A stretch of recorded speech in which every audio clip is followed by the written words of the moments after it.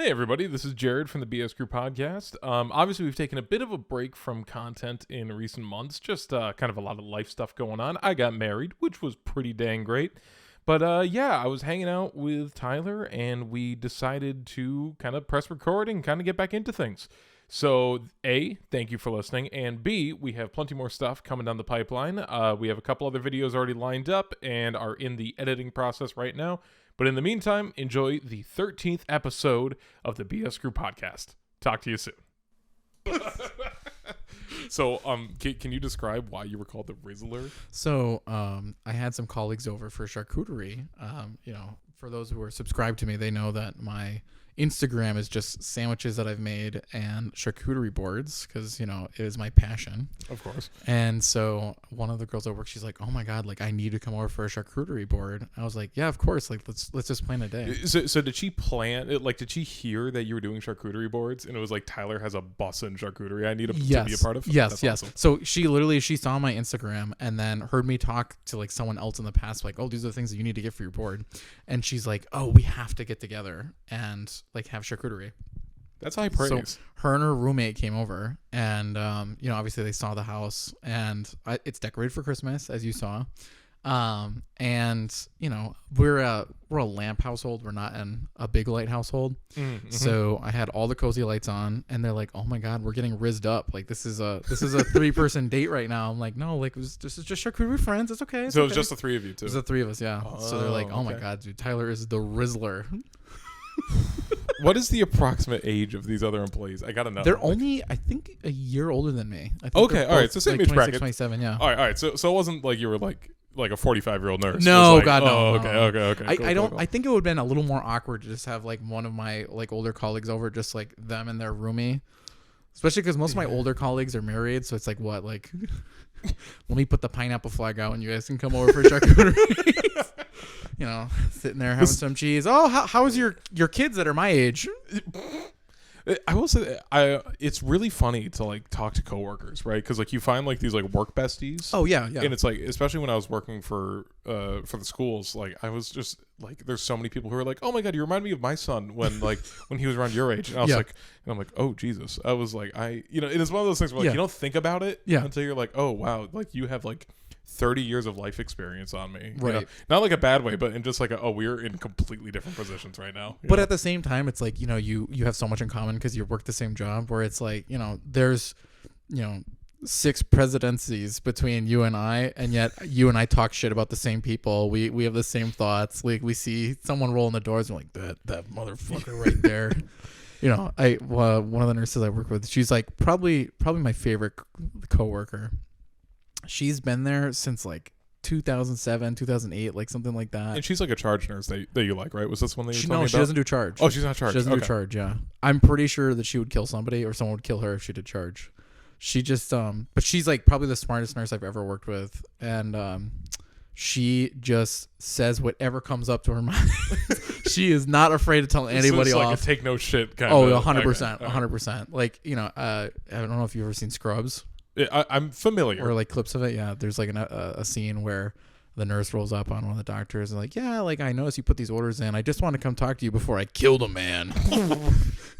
I have seen her like unironically do that to doctors. Like, oh yeah, like I saw those orders you put in. Like, yeah, we're not going to do that. If you come up with something better, you can come talk to me. I really respect that though. Yeah, those are the kind of people you want to surround yourself with. The ones who are just thugging it out.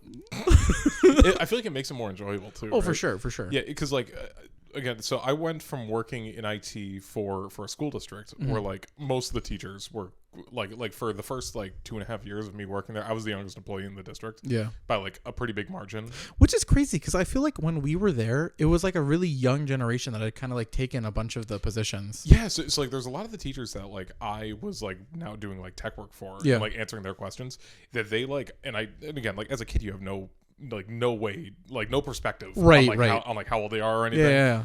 I mean, they live in the school, it's surprising. Exactly. Yeah. You see them at Big Y and you think it's like a cryptid sighting. Yeah. But it's like a lot of them like started like at like 24 years old. So like Right. they like just graduated college, like just got their masters. And then like there were so many teachers that like I had without even realizing it. And I was like, they're like first like few Or second years. class. Yeah. Yeah. And it's really crazy just to like look back at that. Yeah. And like, it's been really cool going to a job where I'm working with other tech people though. Yeah. Cause it's like, I try really hard. And like deep down, I believe that these people aren't stupid.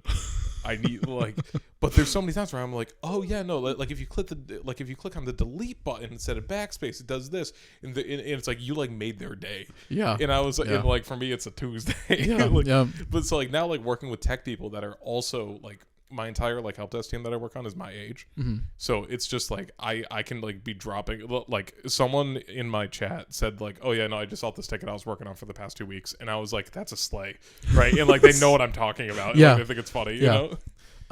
No, I get it 100% because it's like, my colleagues, there's a decent group that are like my age or like even younger than I am. And then there's like this huge cohort that's like late 30s, early 40s, like 50s, 60s.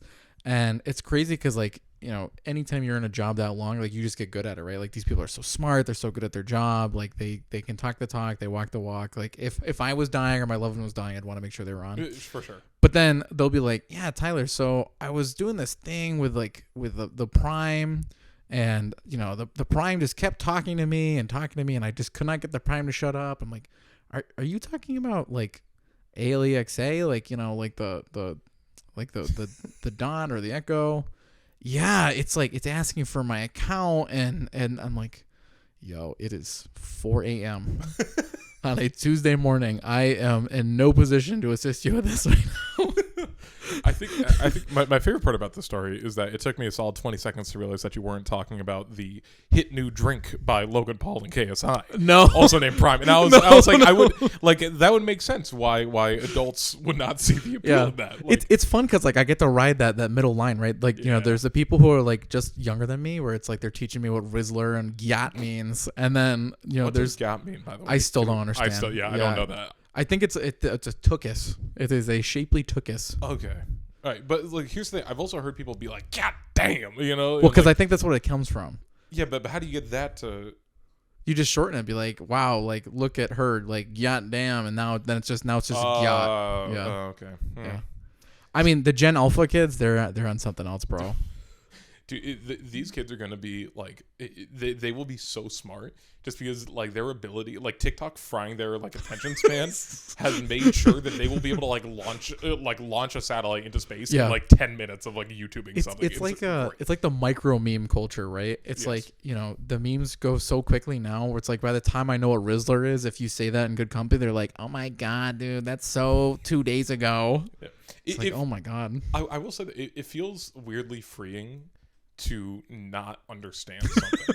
Because I had to talk to Aiden the other day. Like, I don't remember exactly what it was, but there was some word, and I was like, Aiden, what does this mean? And it was like, it was something. It wasn't Rizzler, but it was something like the Phantom Tax or Skibbity Toilet. Tax, that's what it is.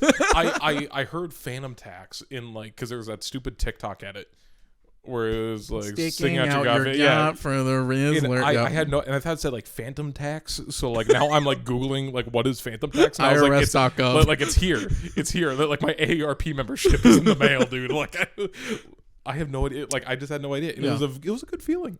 But the problem is like even like the people I work with, like the people who are like just a couple years younger than me, they don't know what that means either. Like that's like 13, 14-year-olds that are saying this. That's so weird because so are we getting to the point where like the 13-year-olds are the ones making the memes? Yes, That's weird. Because I remember like when we were like 13, 14. That's like when I feel like the memes were not made by it? people in our generation. Oh, true. Or like at least they were like a few years older than us. I feel like we were the second silent generation, right? Because like we're not millennials, and I don't really see myself as a Gen Z. So like I was never a meme producer. I was only ever a meme consumer. Yeah. So this is like a Facebook meme. I'm going to quote here, so I'm going to apologize. And it's not. I'm not saying this to be funny. I'm saying this is just because I think it's very poignant. Of describing of who we are as a generation. Like we had to set channel 3 to like play the PS1. You know what I mean? To like play our games and stuff. But at the same time, we know what Riz is, and like but also we like microbrews. You know what I mean? So it's we're weird. It's kind of challenging because it's like you're almost a millennial, but like you're not. Right. and you're almost a Gen Z, but you're not. It's also like there's a lot more. I feel like technology moved a lot faster when we were kids than it does now. Like I grew up in a house with a VHS player, and now no one even has a Blu-ray because everyone just streams everything. Yeah. Like, this is a perfect example. Sure. If you were going to like sign that you were on the phone with somebody, what shape would you make your hand? Sign. Yeah. Yeah, the banana. That's true. Yeah. Yes. Chat. He's showing the banana. Yeah. So kids now just put their whole like flat hand to their head because I have not seen a single person do that. Is that a thing? Yeah, it's a thing because it's like the only phone that they know of is like the black, the brick. The right? brick. Like, Yeah. Oh my god. Honestly, even brick is probably too much now. Yeah, I know. Now it's the sheet, the glass sheet in their pocket. Yeah. No. I'm with you though. Like I just don't care. Like time's gonna move on. I've been. Here's the thing too: is that I can't care. I feel like I cannot bring myself to care, right? Because I have been called a millennial. I've been called Gen Z, and every time it's felt like it's been a slur. I've never been told it like it's a good thing. You know what I mean? True. It's true. So it's just kind of like I am what you make it. I am actually just a boomer because it's not. I don't care because I have a mortgage. That's true. That really is like the turning point. Like when you get a mortgage, it's just like truly just like once the bank has you in shackles, Yeah, I think soul sucking job is another big one too. Yeah. Marks of adulthood. Here, really. And unlike Trump and Joe Biden, I don't have access to the cytochromes, so I am actually aging. Is that a conspiracy that I'm gonna? It's the Alex Jones thing, isn't it? That's the. It might be. It probably is. I am. Okay, the thing that really caught me off guard this year, right, was Kanye in his trajectory. Really? What part of that was like, wow, I'm shocked? Well, because it's like you think that he will jump the shark, and you're like, oh wow, he did not just jump the shark. He right in his mouth. Yeah, like it's somehow 10 times worse than what you imagine it to be. But like I used to always be like, he made graduation. Like he's an asshole, but he made graduation. You were that guy. I was absolutely that guy. And I was like I was just like I still think I like a lot of his music. I don't listen to it because I don't want to support him. Mostly because this year it's like I can excuse the whole like running for president thing. Like that just showcases to me that like America's a sham. Just like that's fine. Was this year the year where he was like Hitler? Like he was. That is exactly what I was this year. To. Okay. Yeah. So do you know how crazy you need to fucking be to go on the to go on Infowars and make Alex Jones look sane? Because like even like if he's trying to get you to backpedal, like how fucked up do you need to be? Like so like basically Kanye went on Infowars, and he's talking about like it started with him saying something about how like the Nazis had cool uniforms and how Hitler was a bad person but a great leader. In Kanye's defense, right? I mean that the fashion house that designed those uniforms like still exists.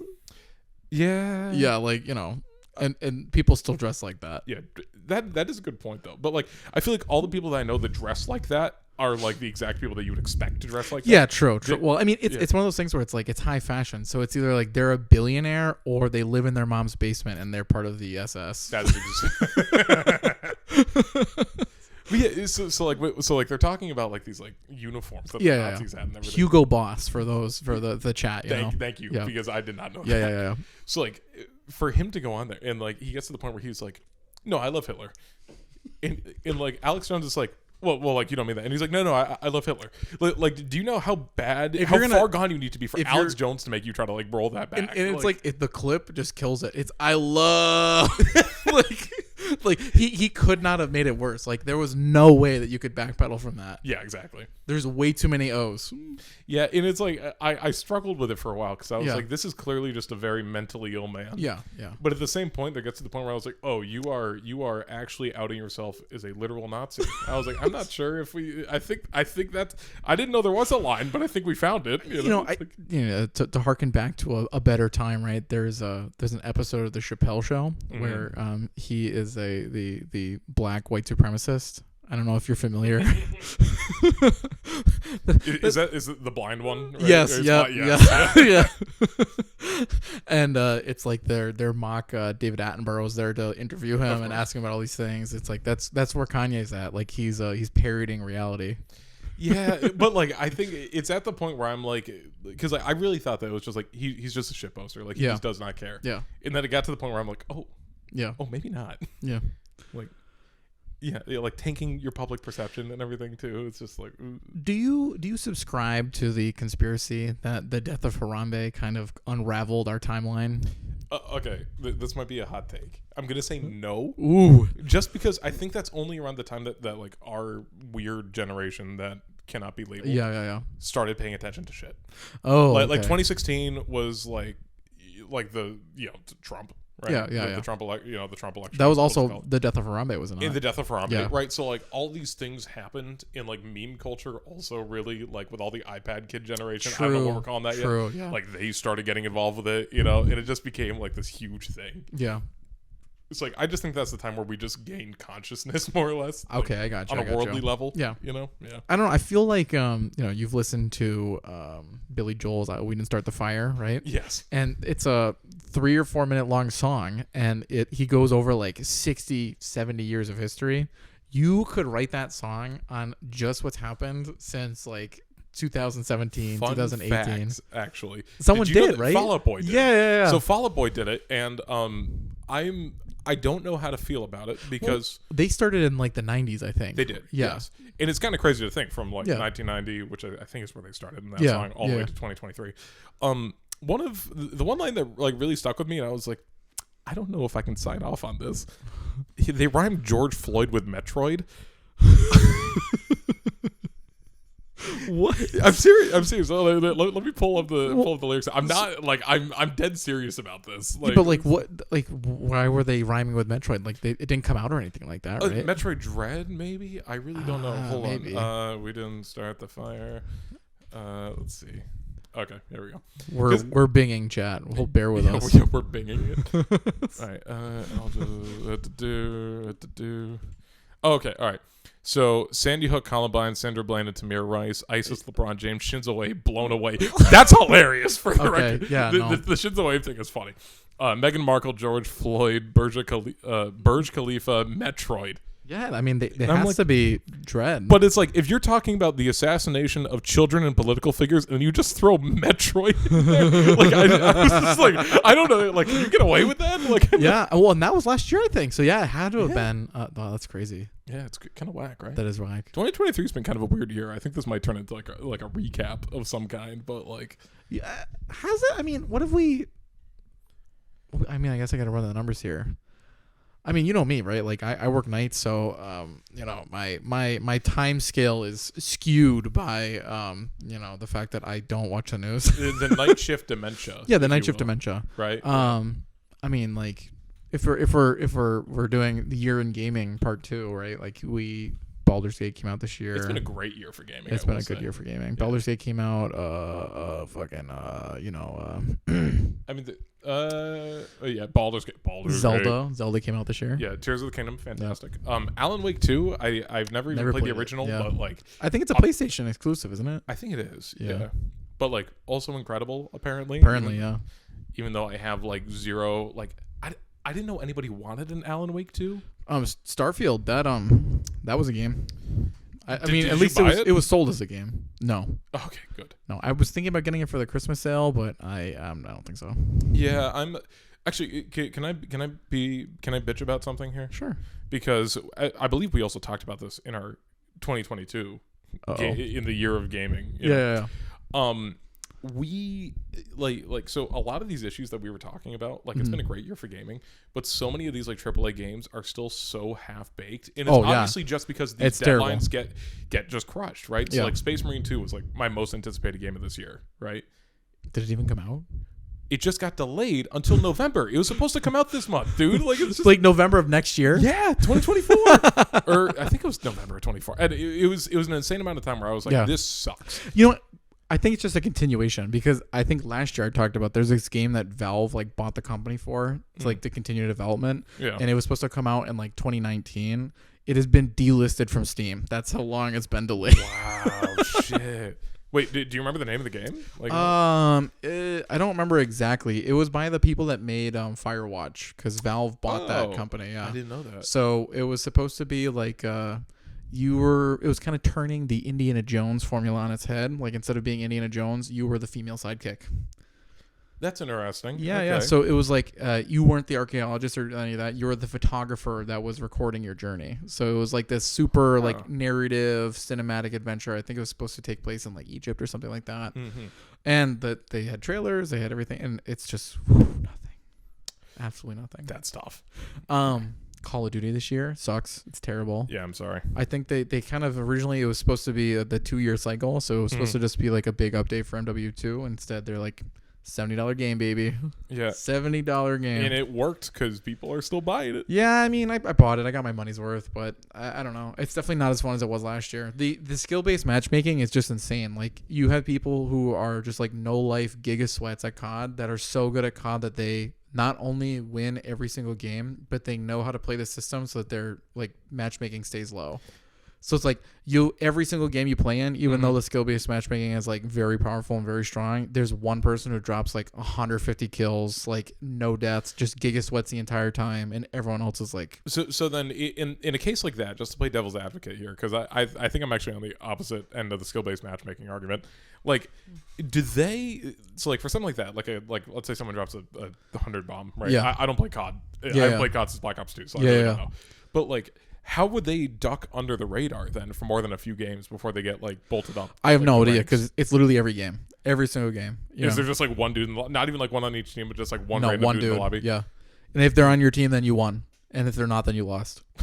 It's just that simple. Now, is it like a hacking thing? I don't think so. I don't think so. I think their anti-cheat's pretty strong at this point, and for the most part, it's like console shitters who are like running aim assist and everything else. So yeah, that's a pretty big thing. I know that we've been talking about it, and because I've been grinding it, is like Halo Infinite is like actually like a full game now. I think it's funny. So as we get older, the kind of like shooter games that we play move further and further away from being these like sweat fests, right? Like Halo, if you're playing it for fun, is mostly like an arena shooter. And it's still like that even in comp too. Yeah, the health pool is much higher than in COD. Right? Yeah, the time to kill is probably like triple what it is in COD. Yeah. And like obviously we play like CS and some of us play Val, and it's like you die very quickly, but it's very methodical and very tactical. Yes, yeah. Obviously, we were talking about Tarkov earlier. I played a lot of Marauders this year with the boys. But it's like we're moving away from like the flick like movement base like giga mega chud sweat like I would honestly argue that most of that though is because like I think COD has gotten pretty far downhill since True. Like I feel there's a lot of games like that still though. Like I feel like Rainbow Six is still very like Twitch shootery and yeah that's right. I've actually like never really like I've played Rainbow Six for maybe 10 minutes. So gotcha. Yeah, and decided never again. Dude, I did not like that game. But yeah, no. So that's interesting. It's like, do you think that like a lot of those, because like I think movement shooters have been really big in recent years, but not with our generation. It's like the people who are younger than us, right? Yeah, that's like true. How many people do you know that play like they play battle royales and they're picking Apex? Nobody. They're either playing Warzone or PUBG or something else where it's like the time to kill is a little bit higher. Right. And actually, that's true. Yeah, because Fortnite is still gigantic. Yeah, but again, when did Fortnite re-blew up this year? What did they do? They got rid of the building. They got rid of like the jetpacks and the jumping and all the stupid abilities. It's just a normal FPS, basically, with a shit ton of guest characters, basically. And it exploded in popularity again. Actually, I lied. It's just because of Peter Griffin. That's the only reason Fortnite's popular again. Yeah, well, and actually, I've always been really impressed because as you know, I was very big into Smash Ultimate when it came out. And people used to tout that around like it was like the biggest gaming crossover ever. I mean, it was at the time. At the time, it totally was, and it was great because it felt like this great collection of like classic and new characters, and it felt just celebration of gaming. And then Fortnite came along, and they're like, surprise, motherfucker! Family Guy is going to fight Spider-Man. I just cannot fathom how profitable Fortnite is that they're able to just shill out these like probably million, if not billion-dollar deals with these content, owning companies. Like, who in their ever-living mind would go to Marvel and be like, yep, so this is the game. This is the likeness that we'd like to put in the game. Yes, you're going to be next to Rick and Morty and Peter Griffin. skins, Banana Guy and the fish and all these other people. It prints money though. I know, it's insane. That's what I'm saying. I'll go on my Twitter timeline after like a new like and like I don't even follow anybody that like I don't follow Fortnite creators or anything. It's just random people that like.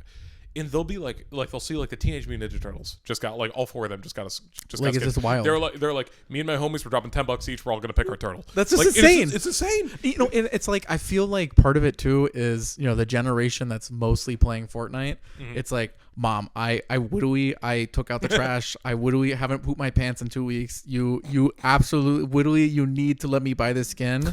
I will kill myself if you don't buy me the platinum banana. Jimmy Jong across the street, he already got the platinum, Rick and Morty platinum Taco Bell edition, and I just can't not be. Yeah, okay, kid, whatever. Here's my credit card. Just go fucking sit in the corner with your iPad. Another thing too, especially mostly in regards to Fortnite, completely free to play. Do you know how much easier it would have been to digest for my parents instead of me asking them for a $60 Xbox game to be like, I want $10 to play for this Fortnite thing. Yeah, for those Fortnites, yeah. Right? That would have been so much easier for them to swallow, like when I was a kid. You know what I mean? Yeah. It's like parents are probably just like it's weird when you think about like, oh, $60. That's a decent chunk of change versus $10 purchases. That seems like nothing. I don't know. Like I'm not sure if that's boy math. I was gonna say, wait, is this like gamer math? yeah, exactly. And you're just like, well, I mean, it's like I'm losing money if I don't get by it. It's just like. I think the problem with microtransactions is like I've been completely and utterly spoiled by Counter-Strike, right? Because it's like I know that there's going to be a new COD every year. So like why would I spend money on a bundle where it's like it's only going to be for this game versus if I buy a knife in Counter-Strike, I know 3 years from now I could sell it to make a car payment. Yeah, no, you're right. The fungibility of the skins in that game like completely changes everything on its head, because it's not like, oh, I'm just like pissing money away into my Valorant inventory. It's like I'm curating my collection of these fine artificial guns. So from the like the financial perspective of it, and I think we've talked about this before. So I bought my CS knife for myself when I graduated college back in 2020, and it was like $200. Right? Which is a lot. Yeah, obviously. I sold it in the tail end of 2021, and I made $350 off of it. Wait, to be clear, you definitely didn't do that because then the IRS would hear about it. Like this happened in Minecraft. Right. Minecraft. Okay, yeah. Just to be clear. Of course. And but yeah, no. So when I did that, allegedly in Minecraft. Right, hypothetically, I bought out like my entire Steam wish list. Exactly. I was like, again, it's like I'm losing money if I don't. Yeah, exactly. Like, and especially like when you get into CS at any time, right? Mm-hmm. You pick up whatever skins are cheap at that time. Eventually, those skins aren't going to drop anymore, and they're going to be worth something. So, like, even if you spent $2, $3, $4, somewhere down the line, people are going to be like, "Oh yeah, that can craft into blah blah blah. Or you can trade this up for blah blah blah, and it's worth all this money." It's like I have like horrible like garbage skins that were like free drops when CS originally came out. Mm-hmm. That if I had sold them then were probably worth like pennies, if not like fractions of pennies. Where now it's like, oh yeah, dude, this dirt busted, rusted, crusty Sand Dune Nova $50. $16. It's like, oh, okay. Hey, why not, right? Yeah. But yeah, no, so it's like it's a really hard sell. Like I can't imagine going to Fortnite and being like, yeah, let me, like, it's a free to play game, like let me just drop $10 on this skin, and it's like poof, gone. That money is just in the ethosphere. Agreed, but at the same time, I don't think Fortnite is going anywhere. No, I don't think so either. And that's fair. That's fair. I only played the first season of Fortnite for like a week, right? Not for me. No shade, but it's just not for me. No, it wasn't for me either. But like, I think when you buy like those like characters, I think you can just play as them whenever you want, and they stay with you. Oh no, yeah, no, they stay with you forever. So, and in the same way, like people respect your account or whatever if you have like these older skins, and you can technically sell your. I mean, I think in Minecraft, I don't think Epic likes that. For the OG. Yeah, you can sell your old accounts. Yeah, I don't know, but you get what I'm coming from. Right? Yes, yeah, for sure. It's like sure. It's like an investment. It is More of yeah. an investment than it No, is. what does OniPixel call it? It's the hobby. It's the hobby. It's the hobby. Yeah. Well, and I think CS does deserve props just for creating the whole digital marketplace of Steam. Oh Anyway. yeah, for sure. For sure. Because like obviously we have friends that play Valorant. Yeah. And it's like, dude, like you could probably pay off my car with the amount of money that you put into Valorant. Skins, my mindset for that is it's like they're like, oh yeah, dude, I bought this knife, and I was like, oh cool, like from a case. Like no, I just bought it. I was like, oh, how much was it? It was like $100. And like in my mind, right, like this is on Discord, they're wearing the clown mask, right? Like that was $100 right down the fucking shitter. Versus like, someone whips out their, gold fang gut knife, stat track, minimal wear. I'm like, oh damn, dude, what's the mileage on that bad boy? the really dumb thing too, it feels really dumb to say this, okay?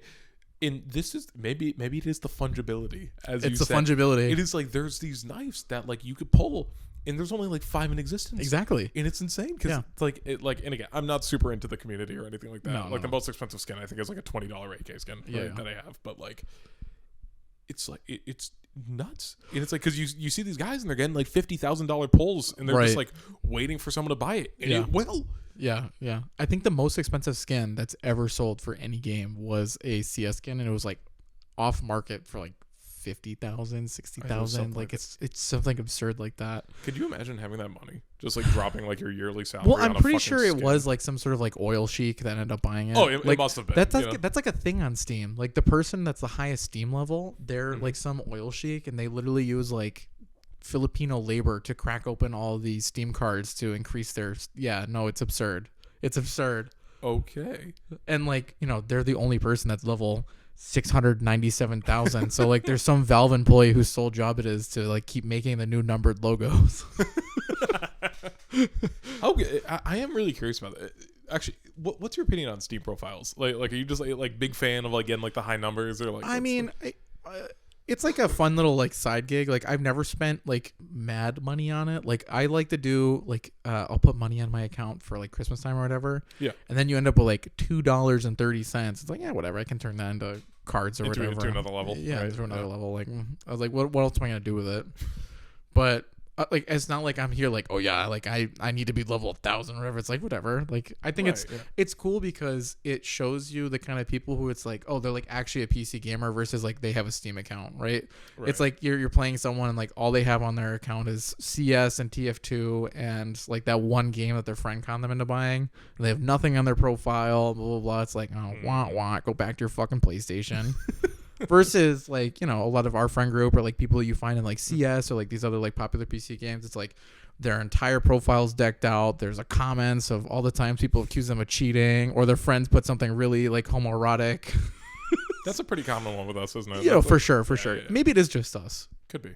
Maybe. I'm sorry, you can cut the sexual tension in here with a knife.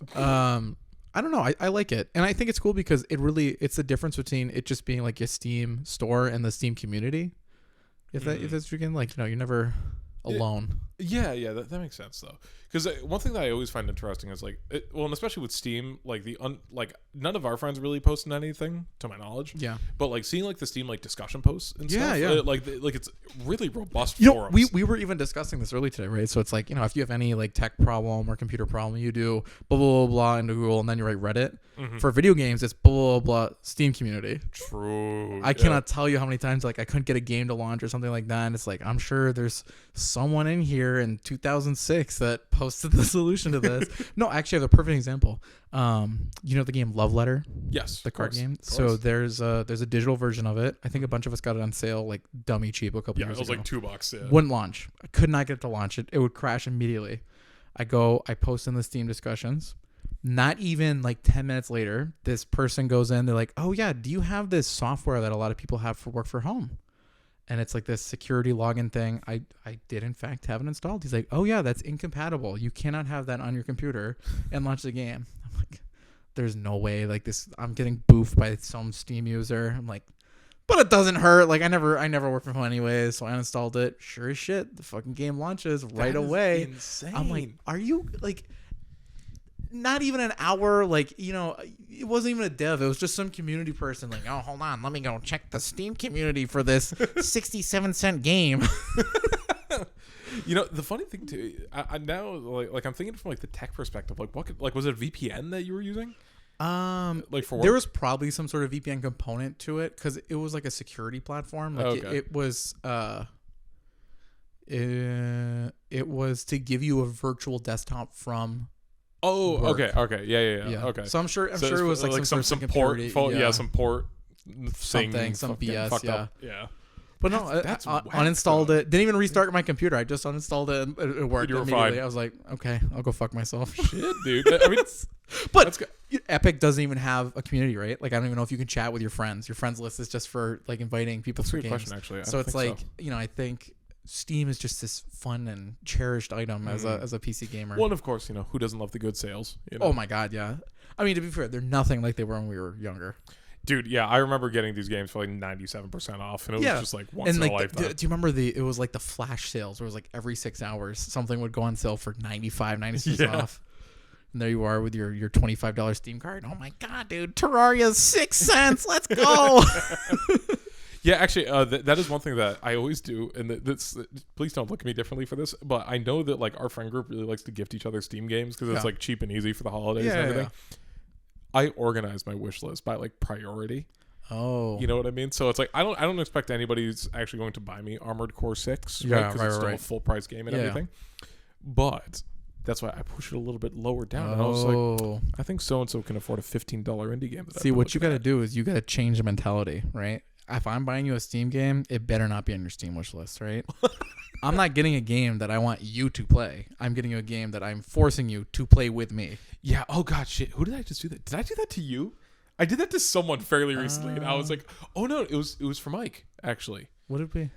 It was a game from Mike that he was like, yeah, I want to play. God, something Inc. It was Deception Inc. Deception Inc. I'm hoping to pick that up for the Steam sale. Yeah, dude. Yeah, I gotta looking to play that. Yeah, and that's one of those things. So because I asked him like it was for his birthday. Yeah, and I was like, what do you want for your birthday? And he was like, oh, I just want to play like Deception Inc. That looks like a fun game. Yeah. So now I was like, well, shit, you conned me into it, buddy. And then I bought it for both me and him. And I was like, okay. Well, and there's something like there's the moral quandary, right? Like if I buy you a game for us to play together, you're like, I have to fucking play it. It was like a gift, right? Exactly. Like, oh my god. Which is nice, I've gotten a good couple of games set of people like that. True. Yeah, I think it's also at the point where like a lot of us know each other. I mean, especially I feel like me and you, I can look at a game like gameplay for like 5 seconds and be like, Tyler would fucking hate this. like anything remotely like action RPG like an action adventure game. Yeah, no, hard pass unless it is Zelda. I'm hoping to pick up Baldur's Gate. I really enjoyed. I played Divinity. Yeah, so you would love Baldur's Gate. Yeah. I'm just waiting for it to go on sale, Yeah. Actually, can we talk about just kind of pivoting to like the year in gaming as a whole? Yeah. Can we talk about how Spider-Man fans are mauling that Baldur's Gate 3 won Game of the Year? I think the problem is it's like a lot of these big AAA titles, like Baldur's Gate, that team is what is it? Larian. Yeah. They're like a small team from like Eastern Europe, right? I think so, yeah. And they demolished everybody. They fucking whooped ass in the Game Awards. I think that like Spider-Man's awesome, and like a couple years ago like Red Dead got robbed. Yeah, right. Like, it was a good game. It was a great game. It's probably one of the best games I've ever played, but it was made by 3,600 developers and it cost them $2.4 billion. Mm-hmm. Meanwhile, Larian's whipping up the best game of the year in a fucking cave with a box of scraps. Like, I don't know. I feel like you got to give it to the little man, Oh, and honestly, it doesn't even feel like giving it to the little man or anything. Yeah. Because Baldur's Gate 3, like... It's busting is what I've heard. It is incredible. Like, genuinely one of the best games I've ever played. Like it's top 5 for me. I'm so excited. I'm not even done with it yet. And I'm like 80 hours in. And I'm like, they just added like a whole nother chapter or something. Yeah, so they added like a brand new epilogue. And then like... But I mean, like, since day one, though, like, they're... So like when people are talking about... This is a bad example for us, but like when you're talking about like throwing a punch or like working out, you're supposed to go to that point where you want to go and just a little bit above. Mm-hmm. It's like the follow through. Right. Larian has done that tenfold, right? So like a lot of people like first week they were like, this game is incredible, like the combat's super smooth, very limited glitches and everything. I would like to change how my character looks throughout the game, right?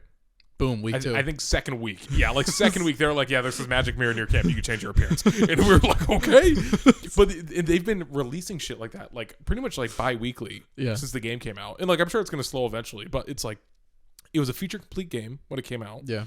And it was just like, it's very hard for me to quantify into words how just incredible it is.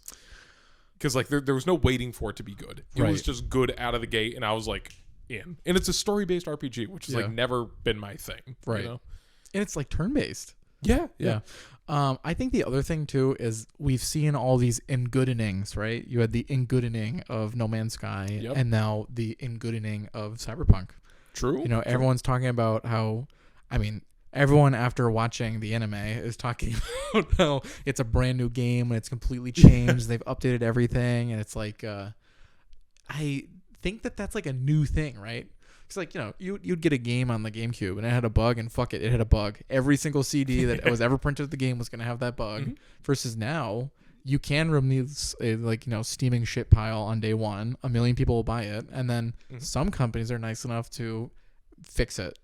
Right. Yes. Well, like we've had this conversation before where we've like compared like the trajectory of like both Halo and Cyberpunk. Yeah. And it's just like talking about it, like Cyberpunk is still leagues above where Infinite is right now. Yeah. But like even playing through, I played Infinite after I played through Cyberpunk for the first time fully when Edge Runners came out. It's like I watched Edge Runners and I was like, I'm hearing the game is good now. There was an update then too, but like I think there's even more stuff now because they just released like a 2.0 with the DLC. Yes, right. And actually, what do you think about Phantom Liberty being nominated for Game of the Year?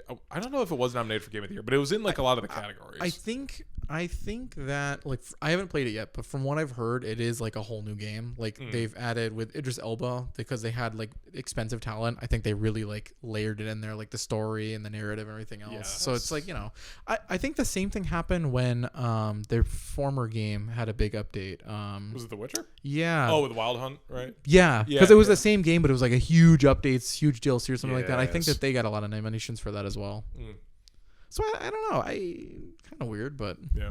I will say that like when they first released that list last month of like all of like the nominees, I was like, it's gonna be a Baldur's Gate sweep. Like there's. I'm surprised, to be honest. You really? know, I thought that at least for some of these that it was just gonna be the same lame ass AAA titles. Like, you know.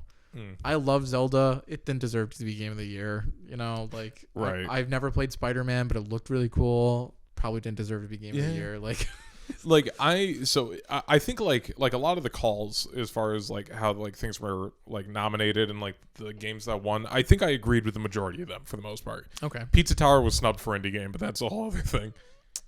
What won? Cocoon. What the fuck is Cocoon? That is said the million people watching the Game Awards the other night. And it just this is just like the fucking what is it? The Oscars every year. One of them gets robbed by whatever the most recent movies are. Yeah. Yeah, and it's like honestly like from what I've heard about Cocoon, it seems like the devs were like super like grateful and generous and like it's a really solid game. But like Pizza Tower exploded, and it's not even like a popularity thing. Like it was just like this like really fun indie game, and like everyone was excited to see like what they're gonna do next. Yeah.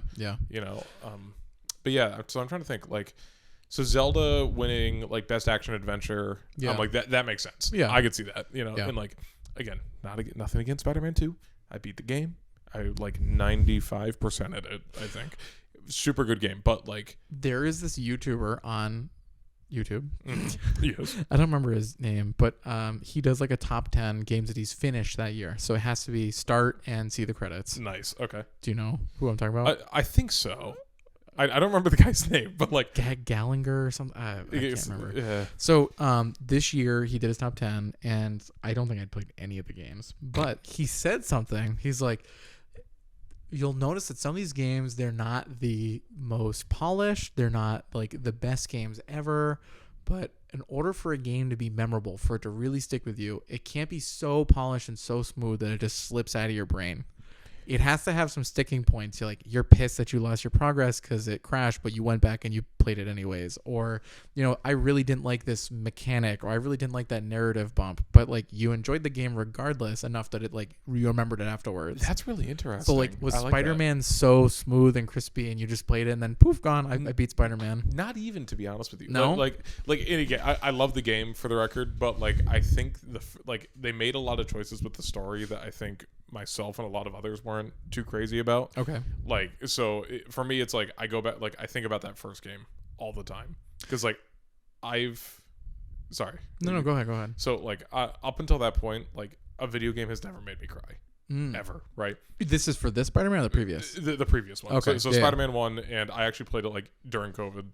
It was like during the lockdown and everything, and like I was just like I really wanted to play this game. It looked awesome. Yeah. So I played it, and up until that point, like I've played a lot of stories that have like these like really like gut punching moments, right? Like The Last of Us, Red Dead. Yeah, I actually never played Red Dead. You've never played Red Dead? Yeah, that's that's another conversation we need to have. You need to go play Red Dead, and we'll have the Red Dead episode. But even like Halo Reach, yeah, right?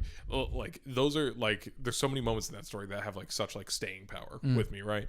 But like playing Spider-Man, the first one from 2018, I cried like weeping. He crowed.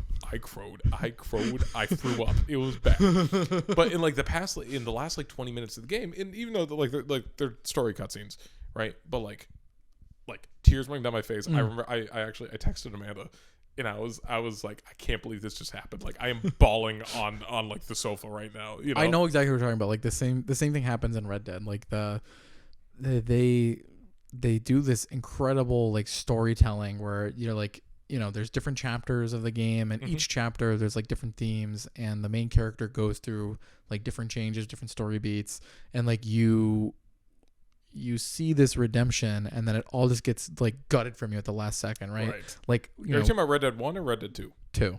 Okay. Like we were both raised in the era of like the Disney movie where it's like there's lots of action and conflict, but at the end of the day, the good person always wins and the story always has a good ending. Yeah. It's like, well, Red Dead was the prequel. So anyone that you loved in that game had to die in it because they weren't in the original Red Dead 1.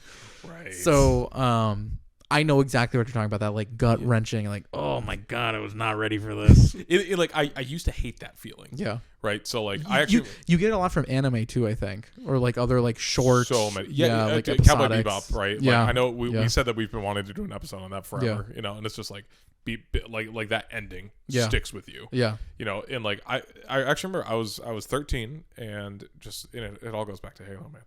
The first time I finished playing Reach, you know how the campaign ends, I'm assuming, right? Yeah. So like you finish the Lone Wolf mission where the only option for you to do, you fight as long as you can, and then you die, and then Noble Six dies, and Reach is destroyed. Yeah. Right. And it's just like I remember as like a 13-year-old, before I had any kind of like media literacy, I was like, well, I don't like that. And then it's like, of course I'm going on YouTube and I'm like, did Noble Six survive Halo Reach? Yeah. And same thing with like in like the original MW2.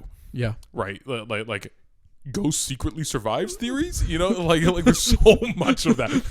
Like I couldn't accept that. But like now that like I played Spider-Man's just one of many examples where I'm just like, emotionally ruined at the end of it. Same thing with again, I still haven't finished Baldur's Gate. I have like 80 hours in it, and like I'm just in the third act. When you played Cyberpunk, did you like unlock a lot of endings, or so I only played through one ending, but I know the general gist of how like the rest kind of end. I like early on there wasn't as many endings as I think there is now, so I basically just made everybody happy, so that when I got to that point where it's like there's no turning back, I just did all of them. Oh, and okay. So I saved Scott. Did you? Well, no, because I think it makes like a save before you finish and then afterwards, so I just kept replaying them. Right. Yeah. And like some of those, it's like you're watching these 30-minute Hideo Kojima cutscenes, and you're like, oh my god.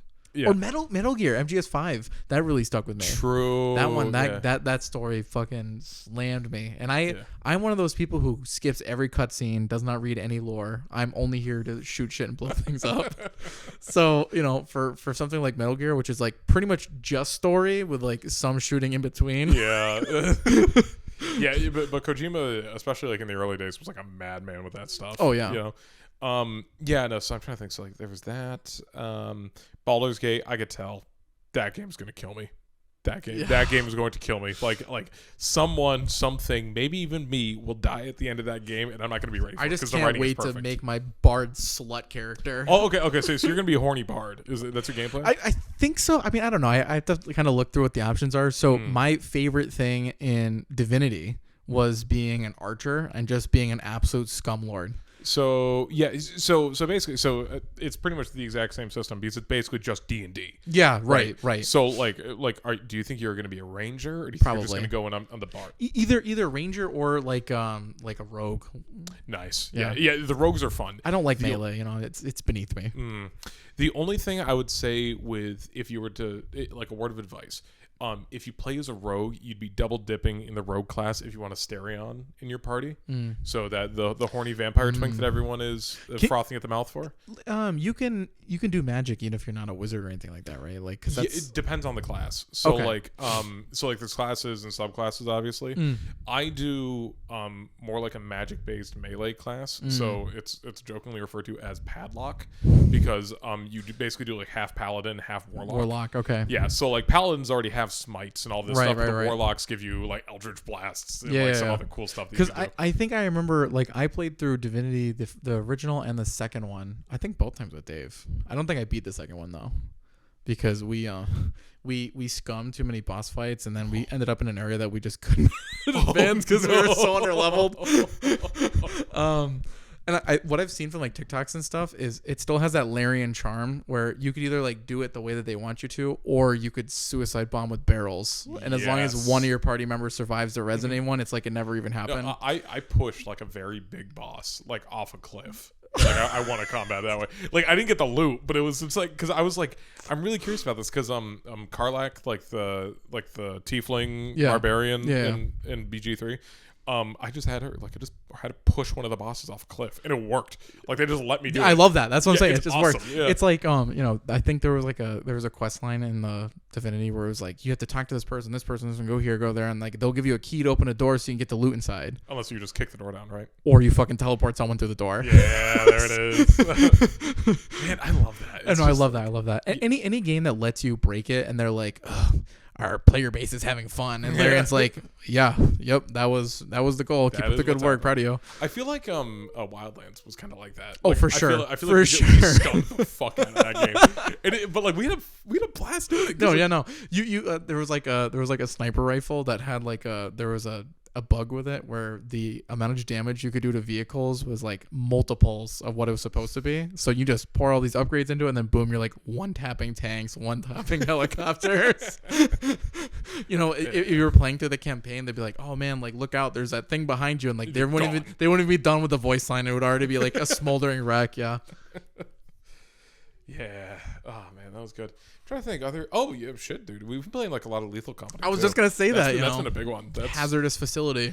Yeah, I mean, I've been having a really good time with it. I feel like you've put more time into it than I have so far. I think the problem with it is that the fun is the novelty, right? So it's like the first time you get your shit pushed in by like a bracken or a coil, like it's scary and horrific. But it's like once you've played as much as we have, like there's like jump scares, but it's mostly just like memes.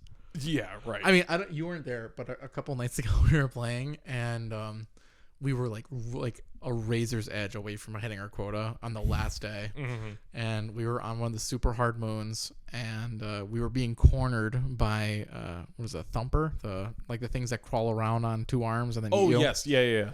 So I was like, guys, I'm gonna give you all my loot. I'm gonna suicide bomb with a mine. And they're like, no, like, we're going to get out of here. I'm like, no, fuck this shit, dude. I dropped my big bolt and my horn and everything else. And I was like, Leroy, I just run right towards the thumper. I'm sitting on top of the mine waiting to get eaten. I'm dead. I'm now listening to Josh. Is like, holy shit, he did it. He fucking did it. They all make it out. They have all my loot. They go back to the ship. There's like whoever's on the ship. Oh, what happened to Tyler? Looks like he's dead. You don't understand, man. He's a hero. I think my favorite, and it's like but for the record, have you played solo at all? I've not. You can play solo? Yeah. Solo, terrifying. I would say that's probably horrific. Very scary. And like I'm a bitch with horror games anyway. Yeah, no, I could never.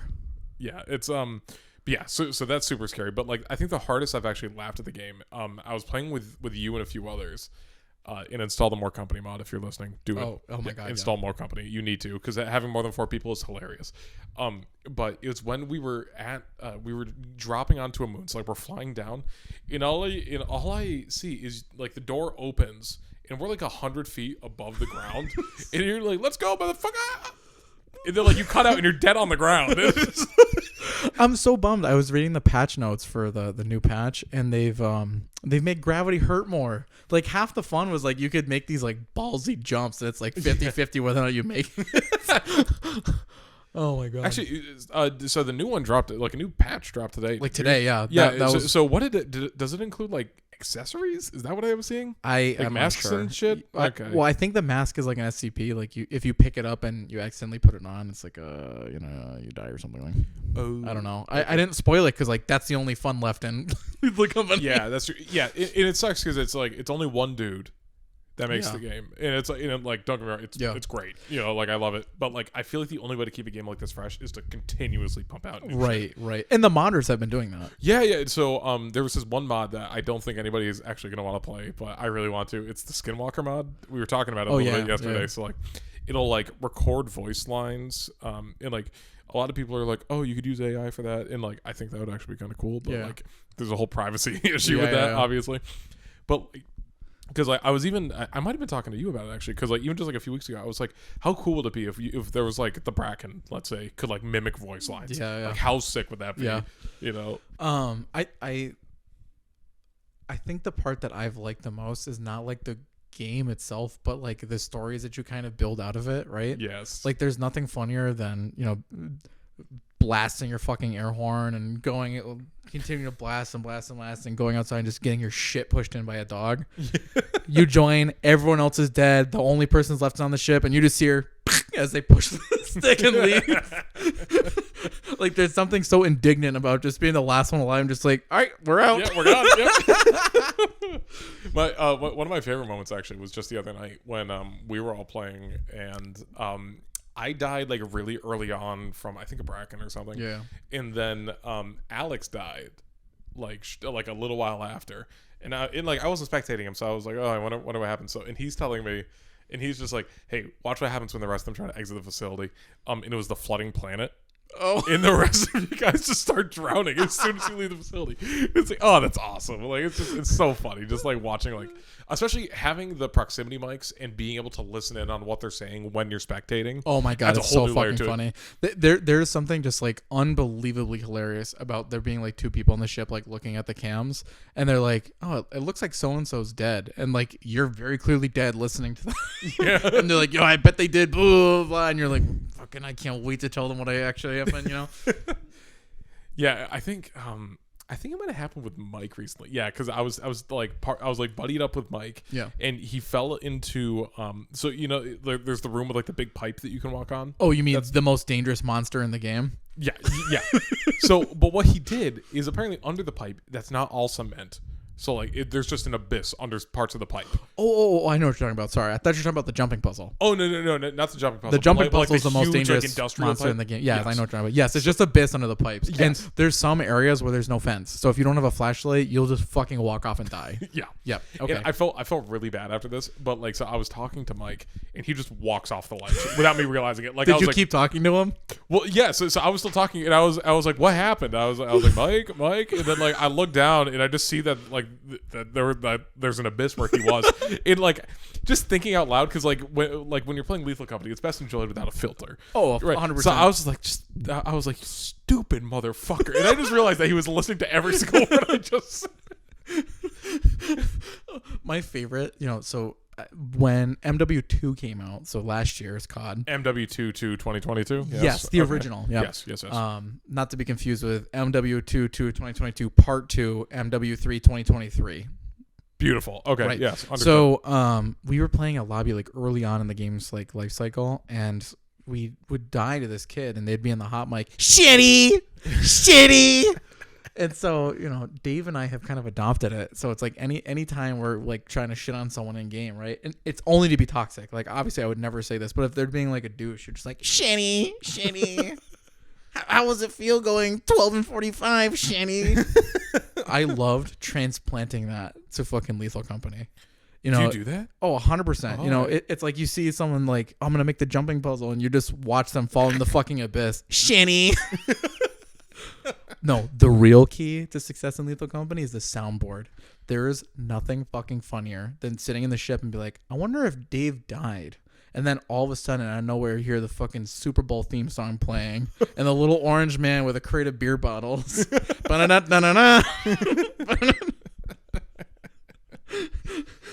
Or, you know, you open up the door after being outside for a little while, and there's Dave, like, close enough that you can hear him. Return of the Mac.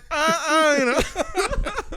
You know, I think more games just need to bring back hot mics. Like that was an era where like it was so toxic. It was like I have no like 12-year-old Jared heard words he should not have.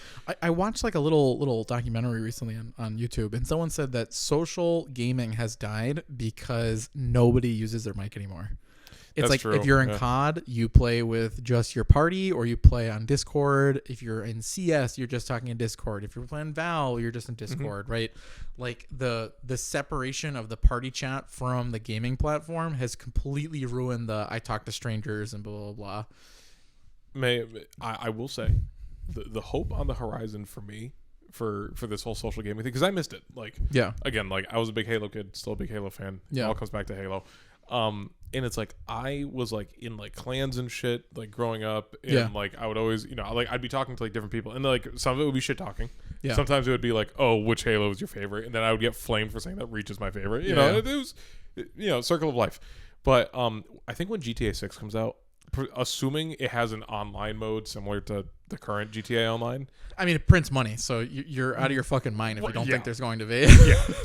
So, like, assuming that the online mode is kind of like what GTA Online is right now, I think that would be like a pretty big resurgence. Like, I could see that being a very fun online game. Yeah, I definitely, you know? I think that's going to be very hype. I'm very happy. I don't know if you were part of this drama, but people were like, oh, I hope they use blinding lights for the trailer. Like, it would be so cool. Why would that be? Exactly. Because they're in Miami? Well, yeah, because it's like City and it's a popular song. I mean, it's cool, but like, it's not Vice City, right? Like, them using Tom Petty. Oh my fucking God. That trailer slaps, dude. Get me that motherfucking dad rock. I love it. No, but I feel like proximity chat is like the ingoodening of online gaming, right? Yeah. Because it's, you know, it's nice because like you can still talk to your buddies on Discord, but then you hit that hot mic button and suddenly you're talking through three walls. Shanny, you're gonna push me? You're gonna push me, Shanny? I think does Tarkov have hot mics? Tarkov has hot mics. Warzone has hot mics. Marauders. Have we talked about Marauders? I think we did before, like vaguely. But you can. I mean, feel free if you. No, so it's like Tarkov but in space. Yeah. That has hot mics and that's fucking hilarious. I think that what's cool about like Lethal Company is it's the first time that the game looks at your hot mic. It's like the dogs listen for you talking. Like that is so cool. Like in Tarkov, if you proximity chat, this like the AI can't hear you. So it's like, you know, one of the easiest ways to like find out that one of the AIs nearby is they don't shut the fuck up.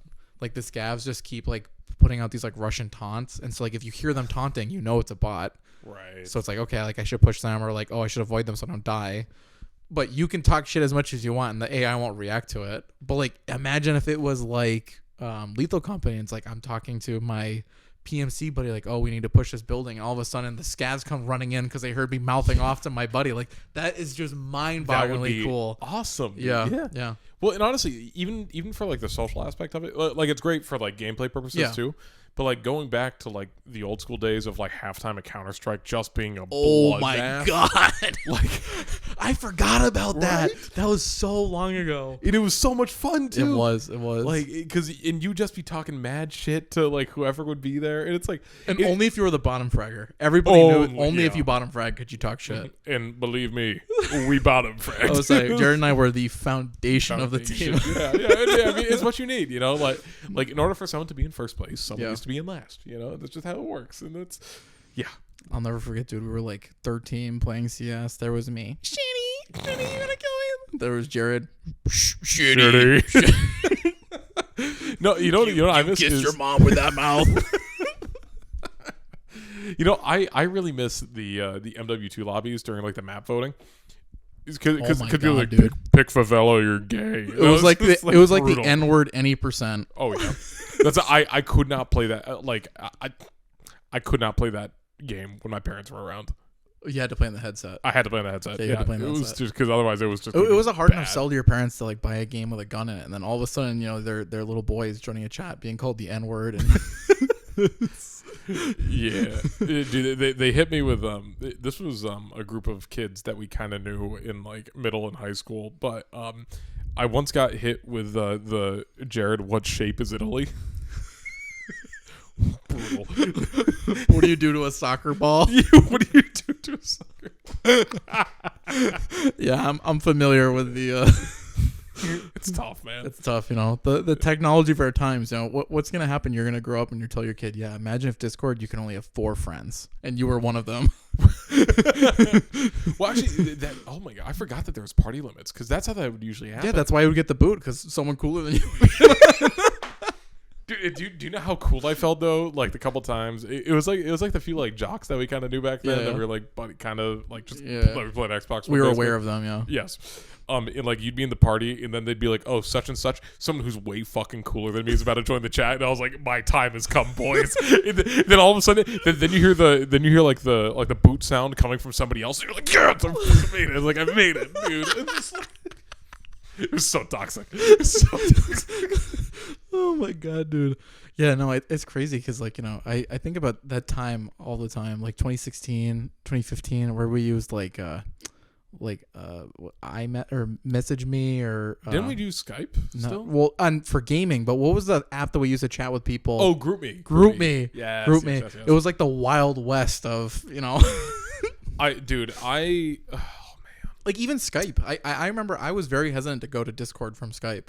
Yeah, right. And now it's like, wow, like I don't know what I would do without Discord. Like it's just so convenient. Right. Well, and I could also never get Skype to work right. Like I feel like I had so many issues like with if you start a call or something, you'd have to end the whole call to add another person sometimes. Like it was asinine. Yeah.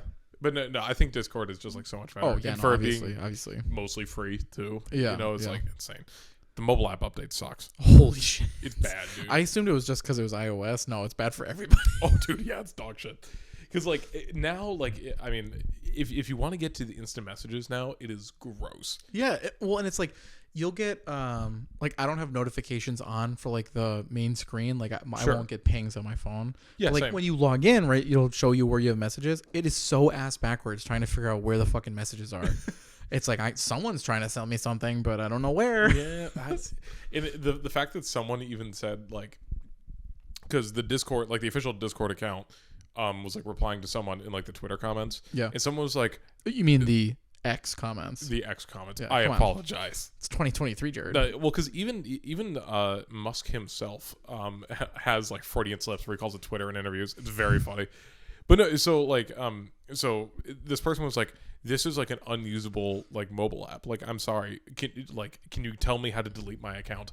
Like under the post for that, and then they responded just like, yeah, okay, so like here's how you delete your account, and it's like is the self awareness not there? Like, but that's like that Gen Alpha humor, right? Like, have you seen some of these social media accounts where it's like, you know, Steakums and they're, you know, posting these horrendous like deep fried memes about their frozen meat product. Yeah, it'll be like oh shit, what's that? Yeah, like a Krispy Kreme donut getting filled and just like they'll retweet it like.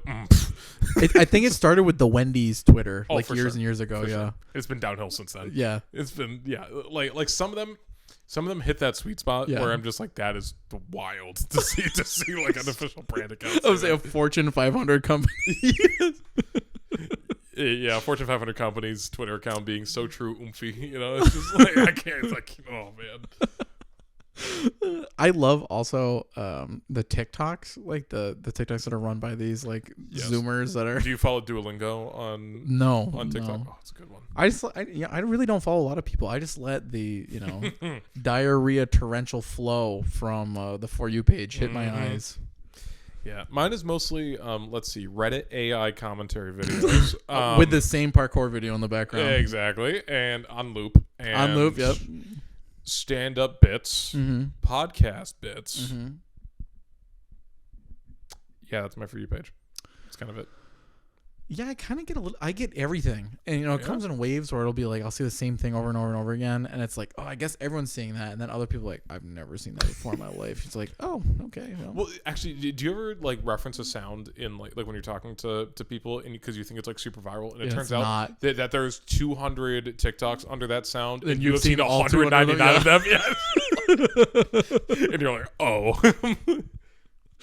Yeah. Called me out, dude. Yeah. Yeah. And it's rough too because it's like, you know, it's funny. Like you want to use it in conversation. Like you're like, oh, this is the perfect reference. Like I'm gonna be fucking Dave Chappelle over here, like pulling it all together, and then be like, huh? Yeah, what was it? Mine was the it was the Breaking Bad clip where it was like he was like, what is wrong with you? Why are you blue? Oh.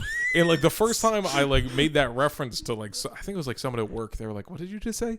And I looked back that night and there was like 500 sounds on it, like But 500 TikToks I've on seen that a million times. Well, yes, because we're in the Yes. cyclical Yes. nature of Yes. TikTok autism. It's And like that's- it's like when girls their cycles start to line up. You and I, our For You page is completely well, synchronized. I feel like I send you half of it. Because, Well, like, yeah. It, like my favorite is when it's when people try to make like the drunk driving TikToks about like people preventing them from going somewhere. So they're like, me when I'm 12 beers deep in the Covenant, my family isn't letting me drive a Warthog, my 2010 Prius into the slip space hyperdrive carrier. It's just like it's hilarious. See, I don't know if it's because like the games that I kind of watch on TikTok, like I just get lots and lots of stuff that's definitely trending more towards the girls, gays, and theys than I am. No, I see that too. Yeah. So, you know, there's this like makeup artist that I keep seeing, and it's ever since Halloween. And I don't know. I'm going to say they because I don't know. Fair. I don't want to be Okay. offensive Hey, in 2023. that's But they're like, get ready without me. Because, you know, the big thing is get ready with me. And they Yeah. they chat while they're doing their makeup. They're like, get ready without me. They disappear. It's just like their room. And then boom, they're in like the most fucked up cosplay you've ever seen in your entire life. I think I sent you one recently. They were a cunty grimace. Yes. Oh no. The first time I saw it, I was like, get ready without me. Like, that's kind of funny. Apparently, it's like a meme, right? Like, other Yeah. people have done that before. I thought that they were like the prototype. No, they're not. But everyone else, they get ready and like they're just normal. No, that person, they're like, oh, I'm, you know, Oscar the Grouch without the trash can. Like, what the ever living Rice Krispified fuck is going on in this For You page? Man. Yeah. Bro, it's been an hour and 10 minutes. Damn. That was good Damn. times. Well, this has been the BS Crew episode 13. Long awaited. Are you sure 13? It is 13. Yeah, no, Okay, I checked. okay. Oh, shit. Actually, hold on. Hold on. I Wait, think hold on. I We're running the numbers. We got 13. Okay, 13. Last one was okay. 12. Okay, so, okay. Yeah. So oh, actually, but before we go though, do you want to do a pick of the week, man? It's been a minute. I am recycling a pick of the week, kind of. Hit me. We've come full circle. I've gone back into Tarkov. But now, because I'm so sick of getting shit on by the Giga Chads who play Tarkov as their second career, Sure. I'm now playing the single player mod. I'm the Giga Chad. I am the one that's shitting in the Nice. You are the one who knocks, my Yes. friend. How about you, Jared? Do you have a pick of the week? Ooh, God. Oh, you know what? This is going to be a strange one. Ooh. I've recently gotten into a deep cut. gotten back, not even really a deep cut, just unexpected, I think. I've gotten into listening to Hall & Oates recently. And I've been really vibing with them this past week. Like, I was picking up the house the other night, and I was just like, this is great. Like, I had, like, Maneater on repeat. It was fantastic. Maneater is so good. It's great, too. It's, you know what? And you got Rich Girl, too, you know? It's just like, I have to say, right? yes. I always loved boomer music. Like growing up as a manual laborer, all I did was listen to Rock 102. Of course. And so there's just a special spot in my heart for a lot of that music. I don't know if you've ever had the auditory orgasmic experience of listening to Casey Kasem. Of course. The reruns of the top 40s from like the 70s and 80s. You know, you're just sitting there doing your whatever, and he's in there with his little fucking radio cuts and like, this person's blah, blah, blah. And you're like, yes, Scooby-Doo, tell me more. I totally get that. I have nothing but respect for you. I've recently gotten into deep house music That's been my house cleaning music. Okay, could you tell me the difference between there's house, I have deep no house, you fucking listen clue. to future funk. I have no idea. House is a bit more laid back than future funk. Future funk is right? mostly sample based, and it's mostly Okay. samples of like city pop and like 80s synth pop. Okay. House music is mostly samples from like 70s, 80s, 90s, like drum kits. Yeah, it's more like pianos. trance like kind of, right? Yeah. Okay. It's like completely digitized. It's if they are using clips from something, it's not like a song. It'll be like a micro clip of something or just a single word. Oh, okay. All right. Yeah, I can see that. Maybe we need to have a like a music breakdown podcast. Oh, that'd be fun because Maybe- I feel like we have like a lot of bases covered. yeah, I think we do. Yeah. Who would our special guest be? Charlie also listens to boomer music. When we were we were going on the bachelor party, Yeah. he had Ocean Man on repeat. And Yeah, it yeah. was great. Yeah. But no, like his entire thing, it was like there was Hall & Oates. There's a lot of Jimmy Buffett. You know what you need to listen to? Hit me. Did you ever play Metal Gear Solid 5? Yes. The soundtrack. The Man Who Sold the World. Yeah. No, but the whole soundtrack. Oh, the entire Like, soundtrack. Okay. Every like sound that they picked like as tapes you could collect, like fucking smacks. Okay. Like it's like the best of the best of like 70s and 80s like pop music, rock. I fuck with that. Like Okay. there's a lot of Spotify playlists. Go listen to that and then be like, oh, that's Tyler's boomer music playlist. I respect the hell out of that. But we need someone who's gonna be like a dissenting opinion though, That's because we can't just true. all be here and be like, Be yeah, like, dude, yes, yeah, good music, taste. good music, Good yeah, taste. yeah. We'll need to think about that. We'll Yeah. chew on that one for a Yeah, little we'll bit. chew on it. Yeah. Maybe it'll be like a pipe dream person, you know? Could Like be. right here, right now, episode 13. Taylor Swift's going to be on the next episode. That's a good pick. Shit, that's a good pick. Okay. Oh God. Who else? Oh, okay. Hold Oh, on. no. Obviously, Anthony Fantano. Anthony Fantano. Yeah. Right? He He's is the- local, actually. He is? He lives in Hartford. Are you shitting my dick right now? I'm 100%. All those TikToks he films where he's like, "Hey, what's my worst opinion? Shake my hand." Yeah, he does those in record shops, like in Hartford. What the fuck? So we're just gonna camp out at record shops in Hartford. Yeah, no, Eventually, for we'll real, ask him for to real. come on. Yeah. Yeah. Huh. He might be the world's busiest music nerd, but he can find time for the BS Crew podcast. Oh, not true. He's been on other podcasts. You know, crazier things. Have I mean, happened. we are huge. I mean, we have so many subscribers. hey! Do you see that 808, dude? I know we're 808s and heartbreaks. We're gonna get Heartbreaks with Kanye back Kanye. on here. Yep, Yep, yep. exactly. Yep. the Rizzler. Well, anyway, I've been Jared. This is Tyler. You guys have been wonderful. See you next time. 6 months from now.